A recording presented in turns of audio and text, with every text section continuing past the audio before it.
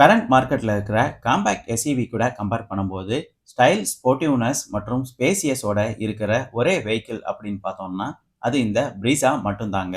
இந்த வண்டியோட பிரைஸும் ரொம்பவே அஃபோர்டபுளா இருக்கிற மாதிரி தான் மாருதி ஃபிக்ஸ் பண்ணியிருக்காங்க. இந்த வண்டியோட ஆன் ரோடு பிரைஸ் வீடியோவோட லாஸ்ட்ல நான் சொல்றேன். டாப் வேரியண்ட்டுக்கு முந்தின வேரியண்டா இந்த ZXi வேரியண்ட் இருக்குது.